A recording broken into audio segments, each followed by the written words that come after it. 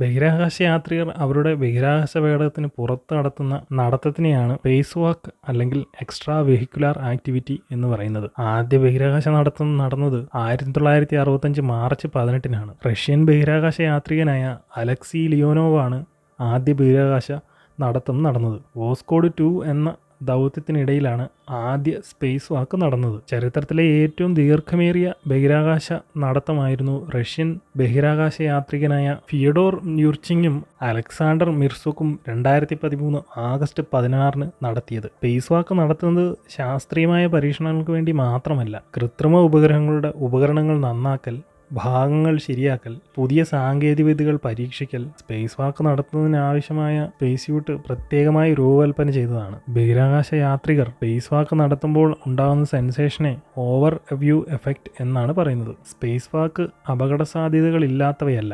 ബഹിരാകാശ യാത്രികർ തീവ്രമായ താപനില, മൈക്രോമീറ്റിയറുകൾ, അതായത് ചെറിയ സൈസുള്ള കുഞ്ഞു പാറക്കഷ്ണങ്ങൾ, പിന്നെ സോളാർ ഫ്ലെയർ, ഉപകരണങ്ങളുടെ തകരാറുകൾ, ഇതെല്ലാം സ്പേസ് വാക്കിനെ അപകടമുള്ളതാക്കുന്നു. ഇന്റർനാഷണൽ സ്പേസ് സ്റ്റേഷന്റെ നിർമ്മാണത്തിന് സ്പേസ് വാക്ക് വളരെയധികം നിർണായകമായ ഒരു ഘടകമാണ്. 1984 ഒക്ടോബർ 11-ന് STS-41G എന്ന ദൗത്യത്തിനിടയിൽ കാതറിൻ ഡി സള്ളിവൻ എന്ന സ്ത്രീയായിരുന്നു ആദ്യമായി ബഹിരാകാശ നടത്തം നടത്തിയ അമേരിക്കൻ വനിത. 12 ബഹിരാകാശ യാത്രികരും ഗ്രൗണ്ട് കൺട്രോൾ ടീമും ഉണ്ടെങ്കിൽ മാത്രമേ സ്പേസ് വാക്ക് നടത്താൻ പറ്റുകയുള്ളൂ. ബഹിരാകാശത്തുള്ള മറ്റ് 13 വസ്തുക്കളുടെ പര്യവേഷണത്തിനായി സ്പേസ് വാക്ക് വളരെയധികം പങ്കുവഹിച്ചിട്ടുണ്ട്.